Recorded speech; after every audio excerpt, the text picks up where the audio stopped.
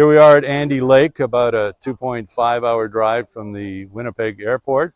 We'll be staying here with our crew, two geologists and engineer, our head of investor relations, and myself, Harry Barr, as the CEO of New Age Metals.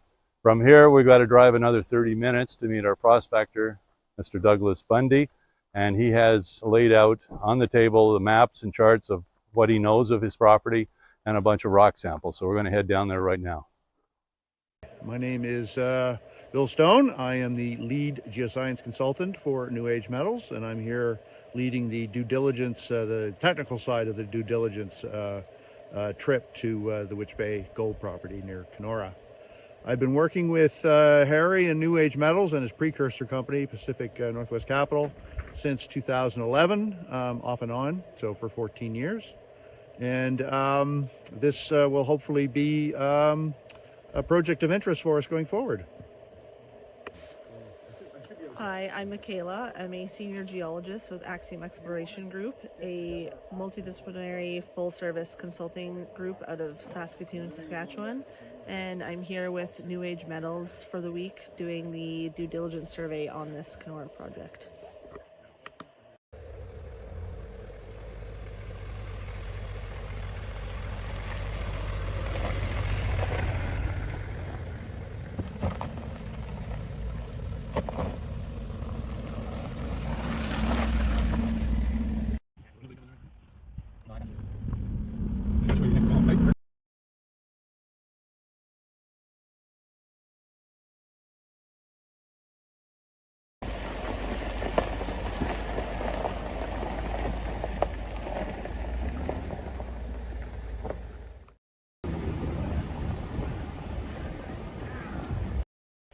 All right, so we've just arrived at the property for the first time, and we're about to meet the prospector who's going to make it all happen for us. Okay, so we've just landed at Mr. Doug Bundy's summer home, and Mr. Doug Bundy and Mr. Doug Burt are partners and local prospectors, and we're hoping to look at their property and eventually make a deal with them. So I'd like to introduce you to Mr. Burt and Mr. Bundy. Mr. Bundy, nice to meet you. Mr. Burt. Hi everybody, I'm Doug Bundy. This is my partner Dave Burt, and we're the two prospectors. Yeah, we're going to take the New Age guys now into the field and show them a few of the spots and follow up on it tomorrow. Sounds good. Perfect. See, those are the ones that Nowinsko took, and they got 10 gram, 2, 3, 7, 4. You've probably already seen that anyways. And then I've done these. This take right to these. Yes. Sure. What I thought I'd do tonight is just familiarize you with the whole project over there.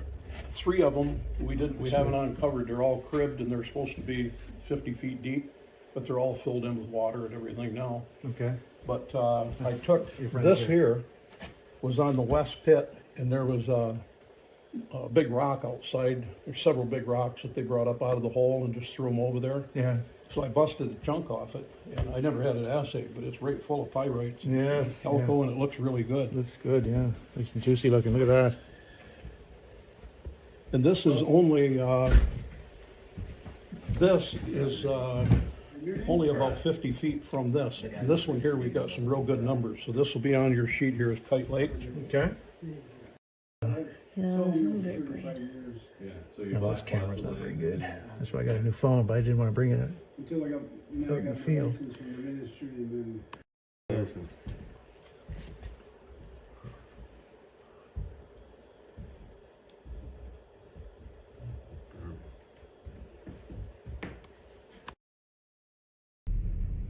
Yeah, this is a good shot of the road into the project. We've got really good access here. There is a power line comes through the property.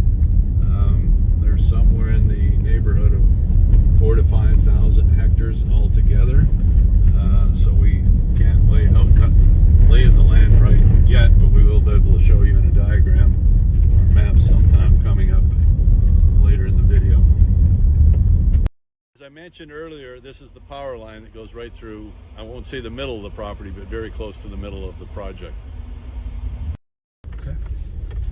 This is the road into the trig showing. From the past, it has multiple very high grade, sometimes multi-ounce type samples that have been taken from the past. And we're going to go in tonight and just look at it very quickly, and tomorrow we're going to resample some of the areas and send it in for assay. That was our generator. Kept a big gen set in there. Okay. We had a hammer mill set up here. Blowing everything into the shed. We decided to go down there. We tried to have it overtake, but any way you cut it, it's worth. It's quartz. Hard. Yeah, we spent one.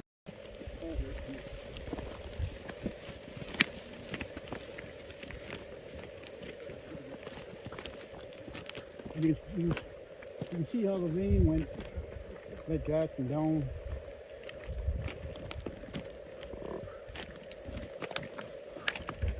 Going around the corner. I did all that with the hole.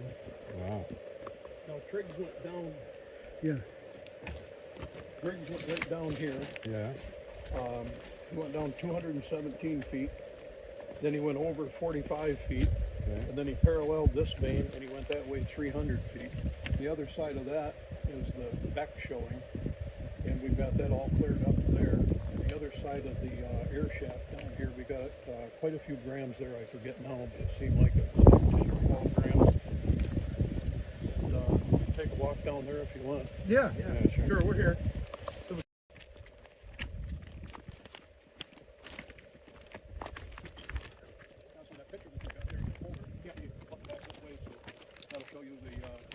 We're going to do our due diligence sampling tomorrow of this. Right.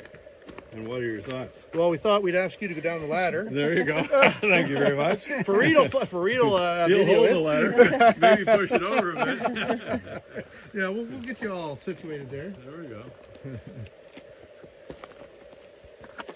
Oh, this is good. Yeah. Very Good for encouraging. doing what we want to do. Yeah.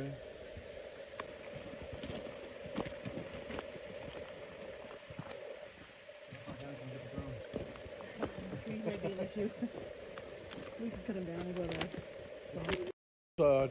20-some years, but it's the first time that the package has ever been put together, from the Triggs to the beck to the power line to Kite Lake to Stella.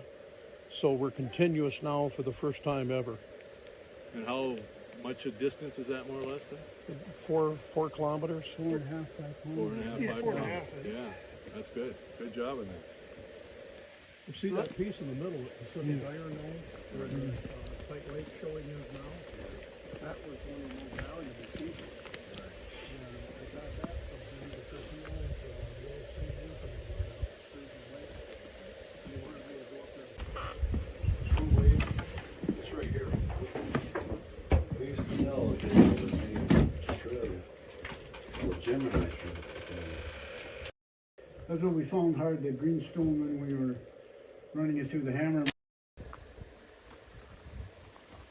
It's day 2 of the due diligence trip to Witch Bay, and we are about to round up the crew and head out for the day. Yeah, and we're taking this. Ready for the day.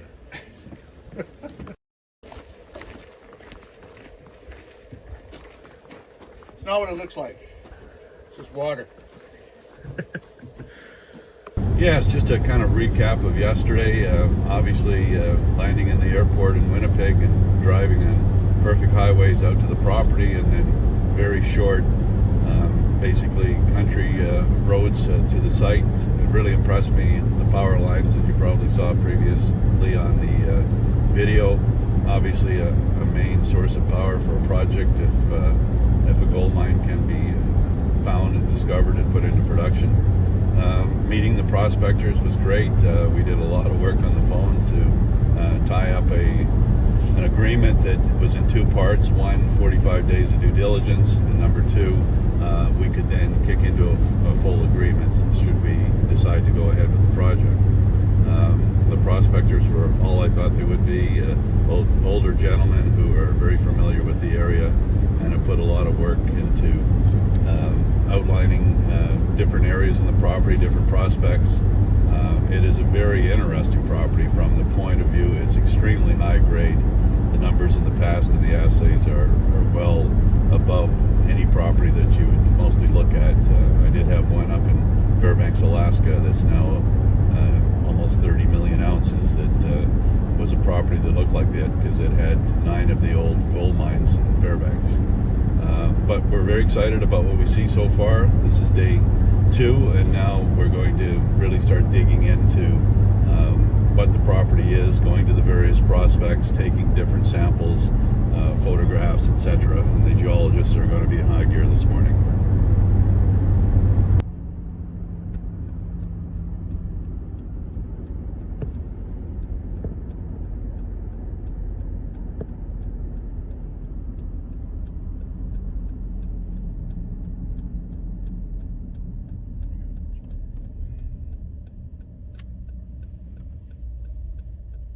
Key aspects in the acquisition of a property is access. It's all important. To give you an example, a helicopter access property, which are most of the properties today in North America, we work in Alaska, very few highways, very few roads, very few forestry roads. In Northern Ontario, and this is an example, this property had all the logs taken off it back in the 70s and 80s. And so these roads that we're on now were access roads to get to the timber. All important. The cost savings are immeasurable over time. You could spend tens of thousands or tens of millions not only building access roads, but eventually a big road. So it's very important to have access, and this property has it.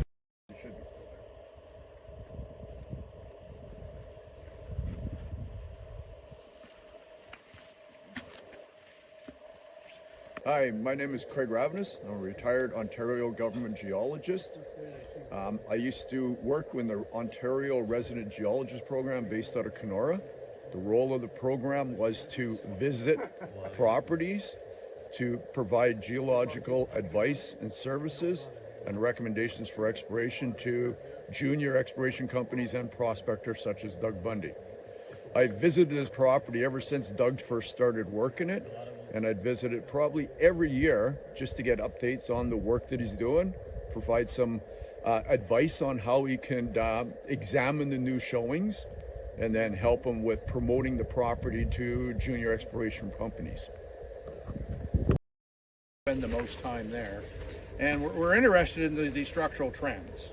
So we want to go to Kite Lake because it's the only one on the property on this particular trend, and there's lots of surface sampling there, so we know there's lots of outcrop there. Lines here. Oh, sorry, let me back up. This is the big structure here, and it kind of wraps a little bit around this batholith contact up here. So that's this what Troy was referring to as the D1 structure, the earliest major structure. And then there are these well, going to call them splays, but I don't know exactly what they are. But there are these sort of northeast trending structures, and it's along those that at least some of the mineralization occurs. So Trig, Beck, and then way down here is not Fort Knox or Knox. Kite Lake is here, also on the property. And Kite Lake is along probably the biggest of these trends. So Lavender Lake, which is Troy's, is up here on Troy's ground. And then the Wendigo deposit and the Witch Bay deposit is down here on that ground that's down there. And then the third trend is this one here, the Stella, Blue Stars over here. So there's 3 sort of sub-parallel trends on splays that appear to be, at least at this scale, some control on the distribution of mineralization. So what I wanted to do was start here because we have the most recent drilling here. All available, obviously, on the website. No, that's all public information. You just gotta understand. Verifying the It's actually called historical the drill geology hole part of it. locations So and orientations. within the exploration end of it, the mining reporters are Sudbury. The geologists in the field right now, it's part of our due diligence. It's day 2 of the trip. One of the things that a lot of properties that have some past has are old drill holes, and I'm just going to walk over to one here now. This property was not drilled a lot, and that's probably a good thing. And we're just trying to locate 2 or 3 of the old drill holes that were in this trig showing that we're on right now. I'm going to walk over to one right now.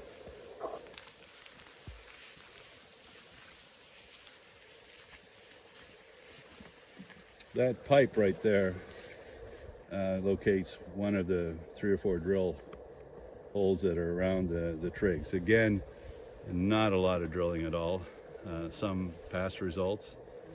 So we're going to look where the drill collars were, and what the geologists are trying to do in a couple short days is try and orientate where these things drilled in the right direction, where they drilled over where the veins might have been or below them, or they drilled right through them. And in this case, we don't think that the drilling was right through anything, that they might have missed where the targets are. Log 11 and 12. Yes. They only logged 1 to 10. And the core, did you ever hear where it ever went? Yeah, the core is down at Nestor Falls, Oh, that's across what from Laird's place. Well, this is a value because it was drilled by a historic operator of the project. So they drilled some holes and ended up leaving the core here. So the next steps would be to do an inventory of what's actually here, what holes were drilled, and rebox the core and organize it, and then relog it. Okay. All right. So are we looking at 3 different ones you can see here? Well, like decent-sized veins? Like something was down there, Well, something over there, something here, right? At least 2. I mean, that one there might be part of the one that was under here. Okay. And this might be another one. And then the one that Craig was talking about up under the road could be another one. Okay.